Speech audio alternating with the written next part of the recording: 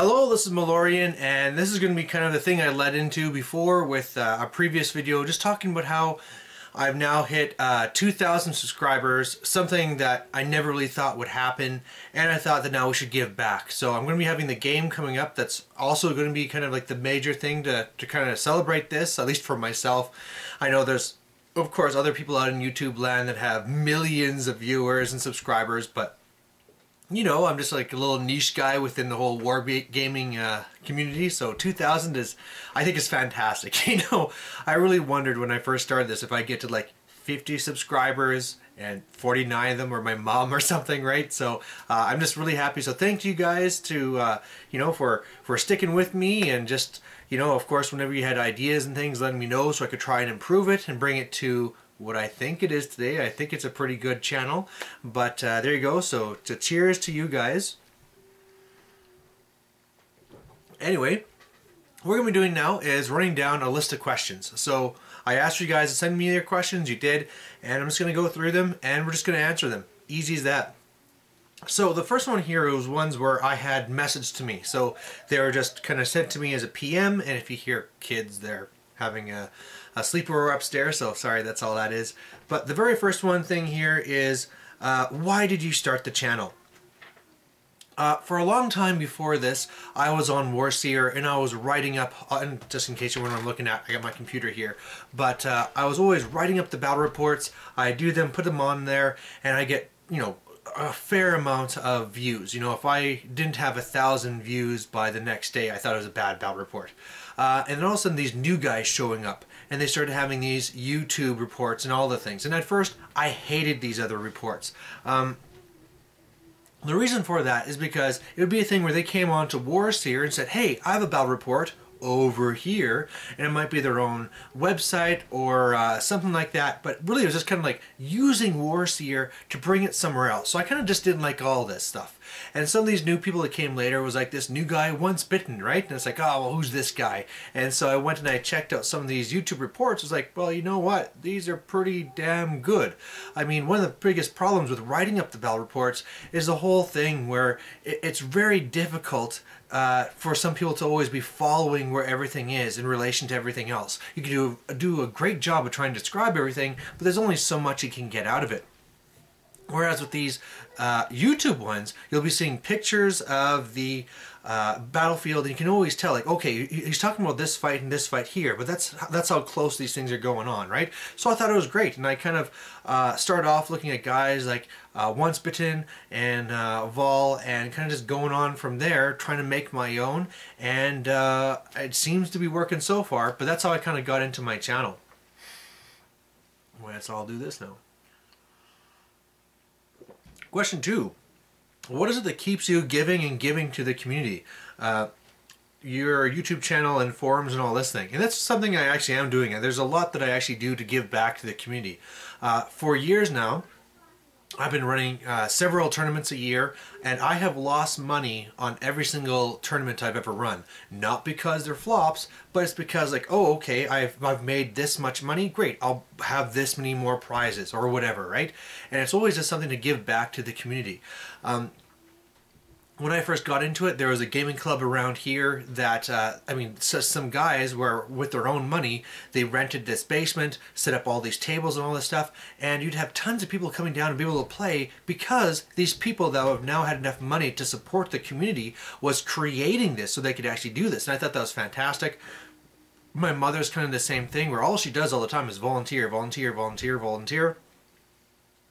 And so this is really my way of giving back, is by running things like the YouTube channel, like all the stuff that I write and I put on Warseer, like the tournaments I put on. It's really just my way of giving back.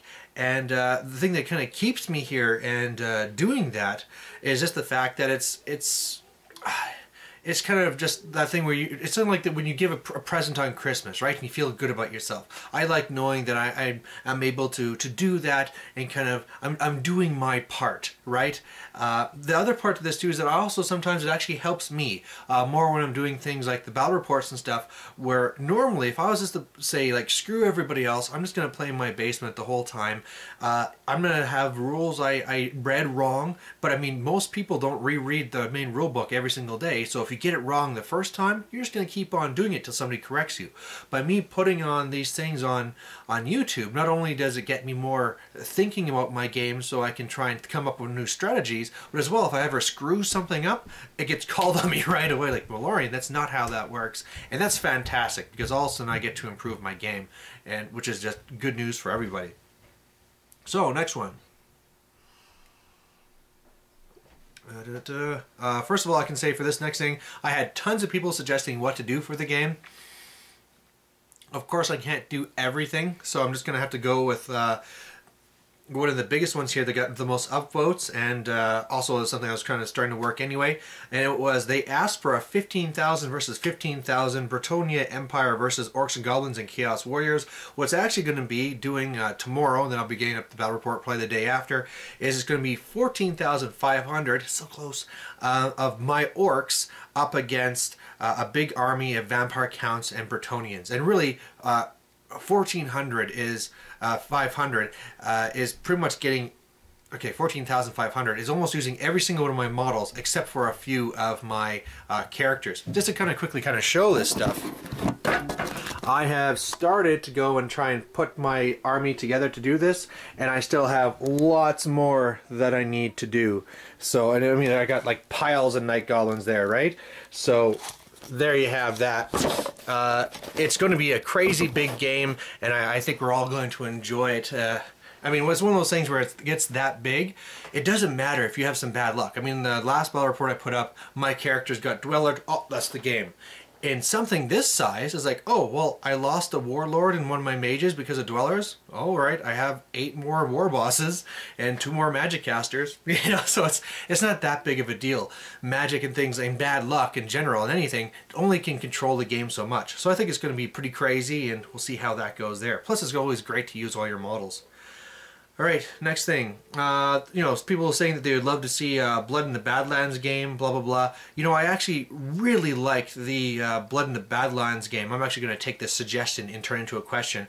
And one of the things, as soon as this came out, I've always loved the idea of the Siege games. I saw a couple, and the problem is that it was using really old rules, and I always was kind of hoping they'd kind of make new rules for it. And so when they did, I was like, wow, this is fantastic. The problem is that it's so hard to try and find people that actually want to play the game.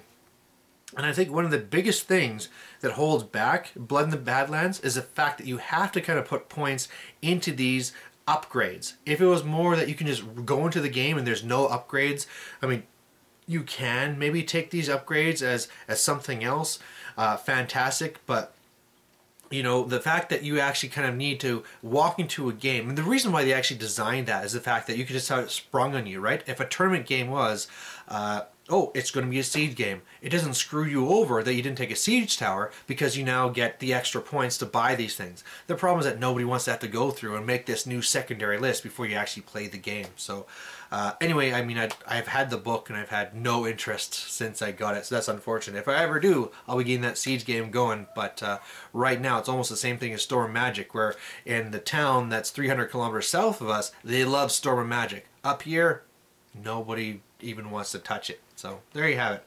Next thing. And I mean, of course, you have all the guys that congratulated me for all these things, and I mean, just again, thank you. This is because of you. If the people that come on here and subscribe and watch, the more that people like it, the more I'm going to obviously want to give back to you guys. Okay. Maybe an official start for a Warhammer Skype League. Meet the Canadian ETC guys. Alright, so first of all, this is something that we were talking about with Once Bitten, where we were wanting to put on kind of like this whole Skype League and all this type of stuff. The problem is that really kind of started falling apart, and the reason for that is I own, what is it, 6 or 7 fantasy armies, so really if anybody contacts me, for the most part, I can either set up the game or I have enough models that I can proxy whatever you have. I mean, I don't own Dark Elves, but I have lots of Spearmen and other stuff that we could go and proxy in. The problem is that the majority of people don't have that, or they're not set up to be recording these games and all this stuff. So the idea of the Skype League kind of fell apart. Something that Once Bitten is really now taking and pushing forward, and I'll kind of leak this a little bit, is just the whole idea of more of an online campaign. So take the whole Skype thing out of it and make it more of a campaign game where we're still trying to decide, well, and he's the lead person, if it'd be every week, 2 weeks, month, you know, there'd be a new few scenarios that we'd be taking part on, and then there'd be a story connected, and then the story would be updated, and the campaign would be updated, and that'd be a good way that you could bring everybody in, and they don't need to have Skype, they don't need to own almost every single army, and this would be a lot easier. As far as Meet the Canadian ETC guys, we don't like ETC in Canada. We don't like changing our game. We like, I don't know if we're just snobs or, you know, back in my day, blah, blah, blah, but the real feeling around here is you play Warhammer because it's Warhammer. Once you start going and breaking down the rules and all this, it just really turns into a wine fest, because of course once you get a set of rules, people will start complaining like, should this be this, and should this, and this, and this, and this. It's a lot easier if you say, you know what? These are the rules, deal with it, and done. But there you have it. I know sometimes there are some tournaments around here that they do run ETC rules. At those points, it's more of as something different rather as trying to get the balance. But as far as Meet the Canadian ETC guys, I don't know if that means like a Canadian ETC team going to the UK. You know, I really don't think that would happen, just because there's not enough people actually interested in it that would then have the money to want to go and fly over to the UK or something. However, that being said, I have been contacted about a tournament coming up in Boston in the new year where they're trying to bring together podcasters and YouTubers and stuff, and there's a chance I might be on the same team as Once Bitten. I might be going and putting in that money for that, so we'll see. Well, that could be an interesting opportunity, but we'll talk about that more if it actually pans out. Okay, next one. How do you keep track of your battles? Do you just have good memory, or what? Do you take notes? I've tried to do battle reports in the past, but I always end up screwing up something in the writing. I think to begin with, I had a lot of practice, because what happened is I would go to the local GW, play a game, and just go home and then just write it up. And one of the little things I used as an aid to me at the time is I'd actually write down the kind of like the diorama of what's going on. So just in squares, this block was here, this block here, and this block was there. And when I'm talking about blocks, I'm actually talking about 40K, because that's what I started with. And from looking at that, I could figure out and remember like, okay, yeah, this happened on this turn because these things are still here, and I just kind of go across like that. If I even needed it. A lot of it I could just kind of go with it. I've been told by many people that if I used my memory for actually something that was more of a career, that I'd be doing a lot better than dedicating it to Warhammer. But hey, that's how my brain works. I memorize battles. Of course, now that I take pictures, it's so much easier. You just go through the pictures and you can see everything that happened. Sometimes you do forget how something kind of happened, but it's very rare. And what I've actually kind of found, both in making my own reports and in watching other people, if there's something that I don't remember how it happened, I'll make it up. Yeah, that's right, because if you're ever watching something and they're saying like, oh, and then, okay, that unit's gone, I don't remember how that happened, you just it kind of loses credibility, and you kind of lose interest. And so it's easier just to say like, yeah, those guys died because they failed the panic test and are off the board. Done. And people won't question it, and it's kind of gone. Like I said, like this almost never happens. I don't know if I have a good memory, or if I'm just, like I said, instead of remembering something that's more career oriented, I just remember Warhammer stuff, but that's it. I would say that me having to go and not remembering something and trying to find, like, piece something together to make it work might happen in like 1 in 100 battles or something like that. So there you go. Next one. Yeah, people seconding wanting the Blood in the Badlands game, which I just can't really do.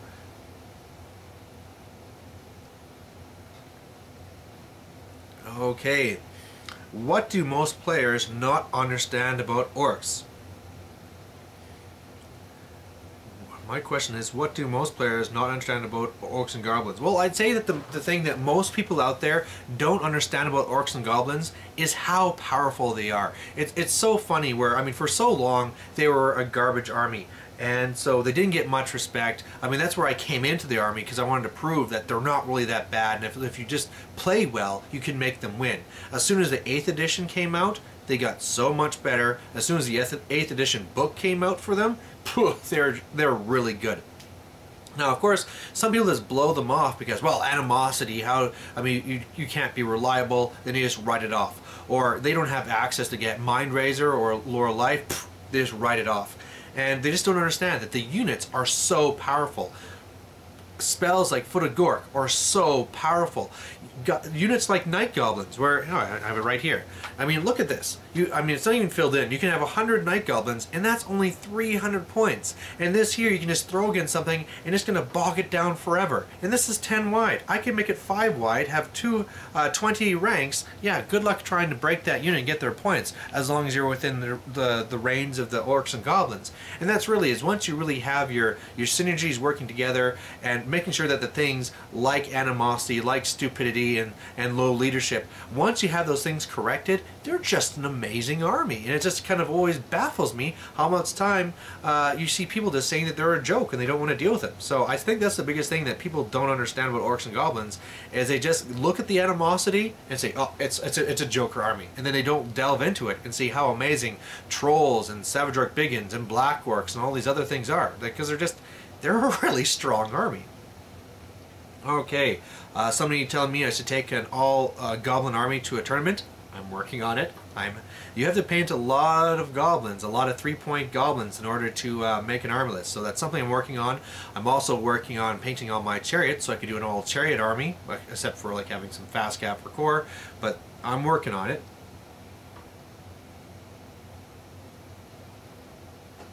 I know what the best idea is just have a battle with HQ up to 1,000 points, a random HQ. Oh, this is an idea where, these crazy ideas for a battle. There were a lot of ones on here for these kind of crazy ideas that you could do, but unfortunately, I can't do everything. Like I said, it's just best to do the big game because everybody loves big games.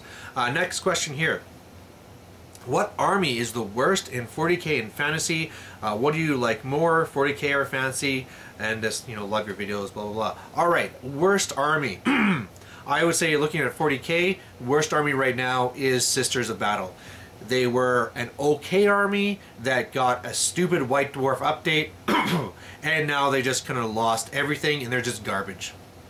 All the other armies that used to suck, Necrons, Tau-like stuff, like that, now that they had the update, they're very strong armies. And then you have Sisters of Battle, which is just dumb, where they lost all their good stuff. The rules they have don't make sense, and until they redo them, they're just kind of like, the rules are out there just because if you're a diehard, you can at least use something while you lose. But so they're the worst ones in 40k. In fantasy, I'd say the worst army would be Bretonnians. And one of the ones that's also up there, of course, is Wood Elves. But you can, as long as you play them correctly, make Wood Elves very strong and to do kind of like the hidden run game, the shoot. Sure, I'm not good in combat, but that's because I'm shooting you with bows.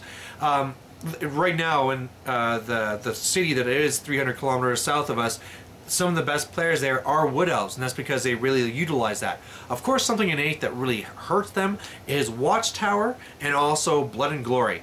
Now, at least with Blood and Glory, you're also able to kind of hide this stuff away. You can really prioritize whatever units have banners or the general, kill that, and you can get the win that way. Or, if nobody wins by Fortitude, you can always win by having the most victory points anyway. Now you get to Bretonnians, and they're just in some situations screwed. Again, let's say that you go for a Knight army and you come up against a bunch of Night Goblins or a bunch of slaves or something. You just lose. They're just an army that's really just all focused on combat, and it just doesn't do it for them. The only troops they have, like men-at-arms, they're a little bit overpriced. There's ways you can make them work, but you have to really put a lot into it. They have things like the Trebuchet, which is really great, access to Lore of Life, which is pretty nice, but in the end, if you ever see a Watchtower, you're screwed. The whole thing where if you ever see Blood and Glory, that's always kind of like an iffy thing with them, because in one way, Orcs and Bretonnians are really good on focusing on one unit and taking it off. So if that's something like the General or something like that, that's great. But then again, you can see a lot of other armies, something like Skaven or something like that, where it's like, well, great, come forward. I have slaves all the way in the front. Meanwhile, I'm just blasting you with spells and magic and killing off your blocks, killing them banner by banner, and in the end I can get the Fortitude type thing. And it's just, they're just not made for what 8th is right now. They're not used to dealing with steadfast, and they're not used to the whole random charge, because of course Bretonnians are all about the charge. If they get charged themselves, they're screwed. And whereas you can be a Wood Elf and shoot from across the board, with Bretonnians you have to get that charge off, and sometimes it fails, and if that fails, well, guess what, you just lost your block. So it's a very, very difficult army to work with. That being said, the level between the two, whereas Sisters are just garbage, Bretonnians as being bad, I still see them doing very well in a lot of the tournaments around here. Because if you make the list properly and you really focus on the objectives, you can still do very well with them. So the fact, like, you know, if you were to make a scale and say where they were, whereas the Sister Battles are pretty far down, the Bretonnians, even though they're worse, you know, they're still pretty bunched together, and it's a very good, or much better balance in fantasy than 40k. Which goes on to the next question, which is, which do you like more, 40k or fantasy? And without a doubt, it's fantasy. I just don't like the whole idea where, because 40k is so big and based off the shooting game, that to me a lot of the tactics is lost. Because what does it matter? It doesn't matter how I maneuver my units and how I try and outflank. I can still just rapid fire your guys, or I can just still shoot you with a last cannon. Whereas opposed to that in fantasy, even though you can say like, oh yeah, it's just pushing blocks for and blah blah blah, at least I see a lot more being done when you have the little throwaway units and all this stuff, and trying to redirect units and all these things. There's a lot more to it. The whole dynamics with the whole magic system, as opposed to 40k where it's just like, oh, well, I just have to pass my leadership test and it happens. You know, it's just between the two. And I know there's things you can do in 40k to kind of like take it from this level to a higher level, but the difference between the two, I just enjoy fantasy so much more. So that pretty much answers the questions there. Here's the next one. Which army is the most broken? Now, this is something where it really comes down to how you really look at it. Whether it's the way that somebody's going to play it, or something like that. Because if you're looking at the loophole side, you could be saying something like Warriors of Chaos. I'd say they're the most broken and need to be fixed right now. Because they have loopholes like the Chosen Star, the whole thing where they have Puppet, where that was not made for a system like this. Where they have things like the Eye, where they can steal your magic and cast the great spells that other people have too, where they still have all the other spells that became very well in the new game, things like Treason and stuff like that, and the Gateway and all that stuff. They're very powerful. Of course, like once you took Marauders and turned them into Hordes to do the whole great weapon Khorne guys, it was just so great. But the biggest thing is the loopholes. Is just the whole thing with the Chosen Star and the Puppet and stuff like that, where you know as soon as they make the new book, that's not going to be there anymore. But again, most people don't go that route. Most of them aren't jerks. If you're talking about then what's the most powerful one past that, where you don't have to do loopholes, they're just a little bit stronger, that one's pretty hard. And actually, one thing I could almost say is that it's almost Orcs and Goblins. You can almost say it's something like Dark Elves or Lizardmen, where they can really superpower the magic phase and make happen whatever they want. And really, if you make any unit toughness, like +4 toughness, or give it Mind Razor, it's pretty much going to win combat. At least then you really have to take the army and know how to direct it and know how to use it, because if ever you get caught where your Sorcerer Bunker or your Temple Guard get caught by something, you kind of lose the game. Whereas I find with Orcs and Goblins, everything is just very strong. But then again, man, they just still have the synergies where if you do something wrong, then again, and you have some bad onomasty or something, you just lose. So I mean, really, again, when I look at that whole balancing thing, like I talked about, what's the worst army?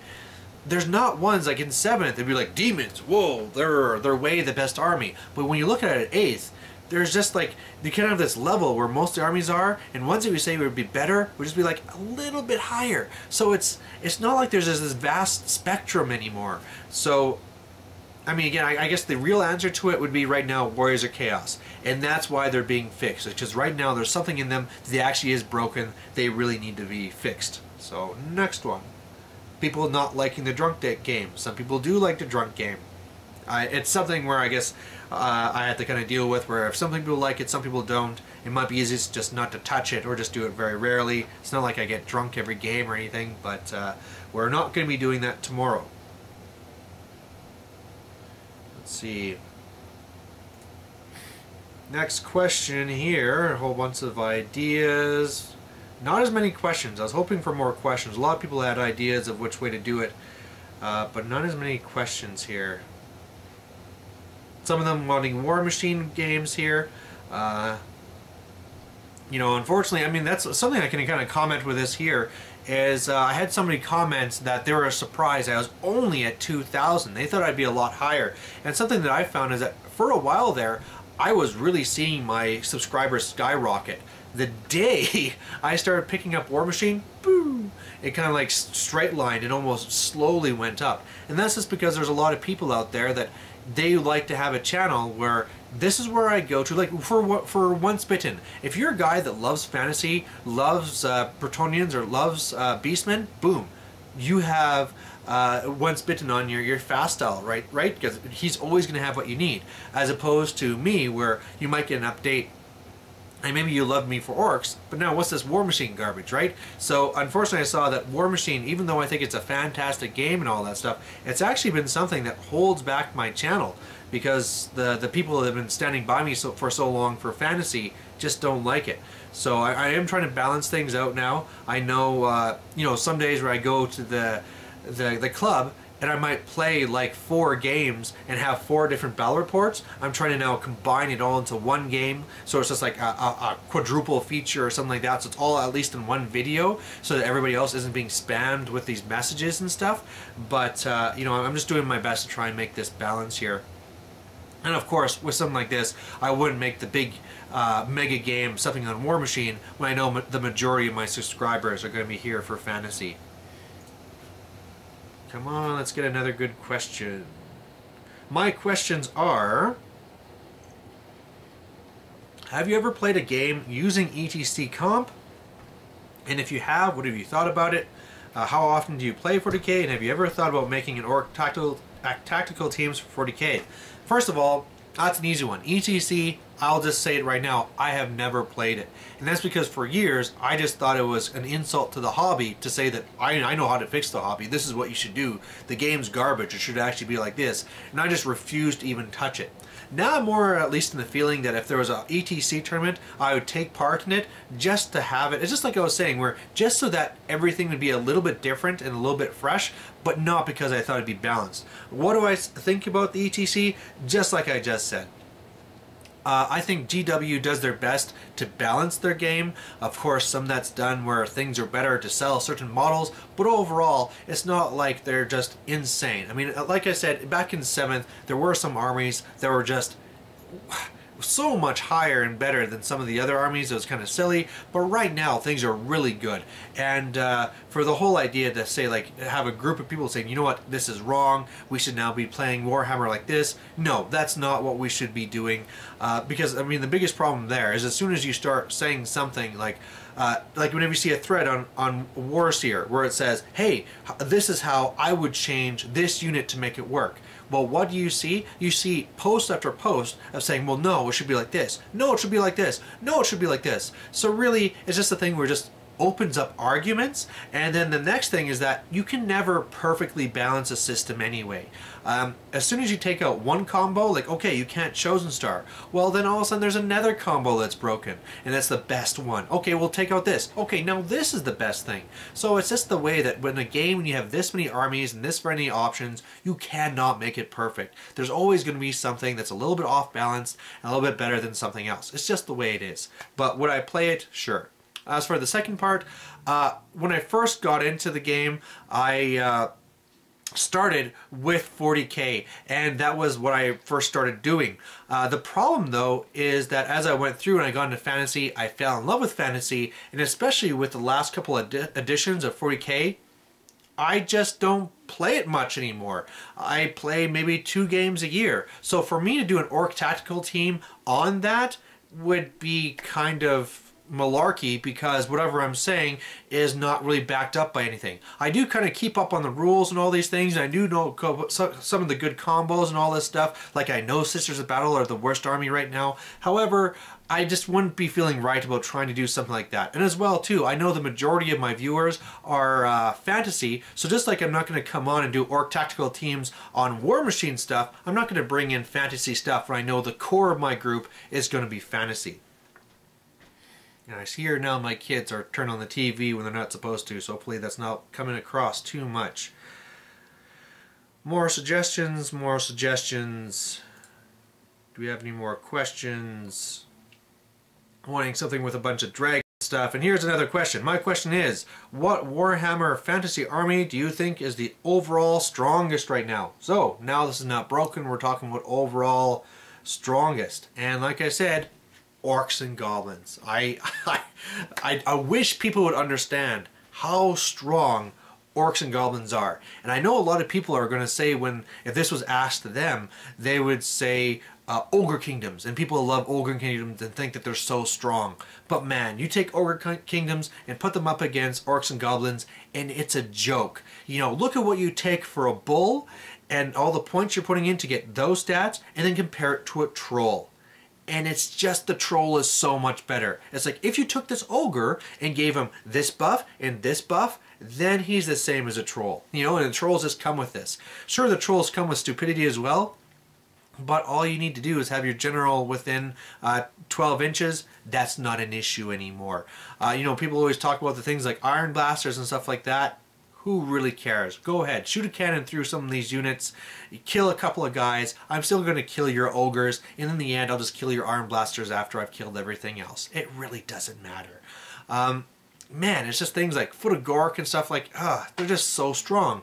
I mean, let's kind of look through this. You have your Savage Orc Biggins, which are amazing. If you didn't want to have Frenzy because some people are redirecting you, sure, take regular orcs with Biggins and 2 Choppas, and then you can put some sort of magic banner on them like the Razor Standard or something like that, and they're just amazing. You have your Black Orcs, you have your Trolls, you have your Doom Divers that are amazing. You know, it's just, you have your Squigs, Squig Herds. There's just so many units that are so powerful where if somebody does not realize how strong you are and decide to engage you, they will just be ripped apart. It is just insane. I mean, going up to the Savage Orc Biggins that have 50 strength 5 attacks, you know, units just disappear. You know, some of the best units you'd see before are stuff like Bestigors, where they're so crazy and they're going to be killing so much, but they're not so crazy when 2/3 of them are dead before they even strike. I mean, that's the great thing about some of this stuff, is where even though you're only initiative 2 or whatever, you still have the strength as most other guys have with a great weapon, but you're not going last. And even if you're talking about something like a Black Orc, at least you still have the option to go with your 2 hand weapons if you ever need it. So it's just, wow. I mean, Orcs and Goblins, they do have some drawbacks, like the animosity sometimes gets you and sometimes the leadership, but really, once you get everything going and you're being careful, they are just so powerful. Alright, next one here. How are those war machines treating you? Well, that's something that's kind of changing right now. For a long time I didn't use the war machines. I'm going to be bringing them back now. The meta has changed now that we're seeing lots of Mournfangs and Demigryphs and soon the Skull Crushers. You need these war machines out there to kill this stuff, just because it's such an easy way to get points. Take Skull Crushers, shoot some Doom Divers at it or a few Chukkas, and you're just having points raining down on you for victory points. So I'm definitely going to be adding them in. They weren't in the last spell report because I took the easy way out and just used an old army list, but definitely past this. I mean, you're going to obviously see them in my game tomorrow when I'm using all my war machines, but yeah, when I go to my next tournaments, I already have them put back in, where I'm going to be having in, you know, the Doom Diver. I think 2 of them. I have a Stone Thrower, and I don't know if I'd put in a Chukka or not, but I mean, really, I'm going to start putting those back in the list because I see that they're not going to have their point. Plus, I've also seen that one meta, the one that's in the 300 kilometers south, they like having a lot more terrain and stuff like that, and so I'm having a hard time moving my hordes around. I have no problem running a defensive army and just shooting you You know, if you don't want to come and fight me and you want to run, I'll just shoot you. We have really good war machines. We have a lot of cheap models that can get range attacks. No big deal. I'll just shoot you from across the board. So we'll see how that goes. That'll be coming up later. Next question. Some people are thinking that I could be doing a bat rep like the mini wargaming with fantasy or something like that, or a Skype battle report with one of your subscribers. I've actually found that the request for people wanting to do the Skype battle actually kind of even decreased. For a while I was being overwhelmed where I would have it like I had like 4 people lined up at the same time, but then what started happening is I had some people where once it came to their turn they had now kind of lost interest, or you know, things came up and they didn't have time for it, and then for the last little while I haven't had any requests. So you know, if you want to have a Skype game with me, it actually works in very well with my schedule. I try and make it so it's really early here so that if you're across the seas, it's usually in the afternoon for you.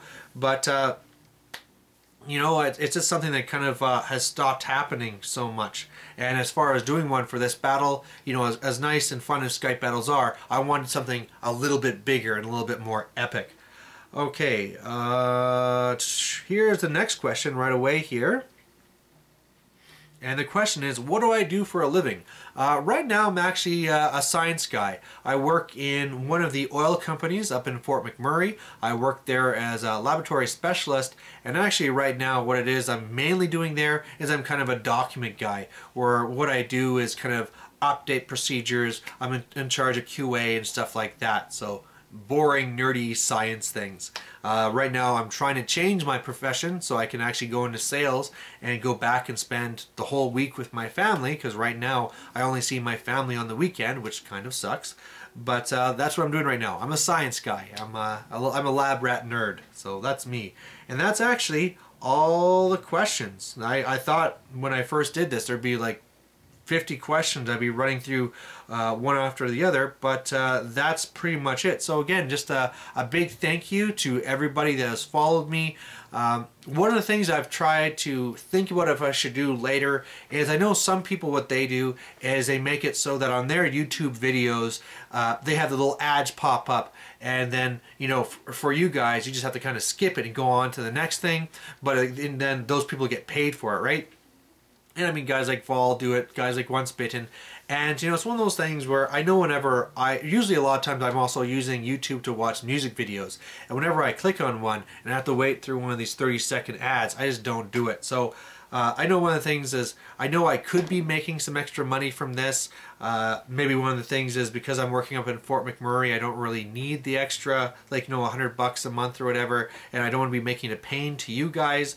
But then again, I'm also thinking about some stuff where, if I was doing these things, I could be vastly improving my services going back. Like I said, I'll be having this tournament coming up, hopefully, where I'll be flying all the way to Boston, going into a tournament with Once Bitten and all this stuff. And I'm sure you guys are going to love that. However, this takes a big chunk of funds, and even though I don't mind, you know, not having that extra $100 because I'm making you guys watch ads for whatever whenever this stuff comes up, it's also a little bit different story needing to have $1,500 so I can go and do a tournament in a different country to do some battle reports with that too. So I don't know if I should be doing that or if it'd be worth doing a Kickstarter or something. I know some other podcasts and stuff have really got it going with that, but we'll just kind of see how that goes. I mean, really, as you can see, I actually run this very low budget. I know a lot of people that out there that do the bigger ones that actually have the million subscribers and stuff. They do a lot of video editing.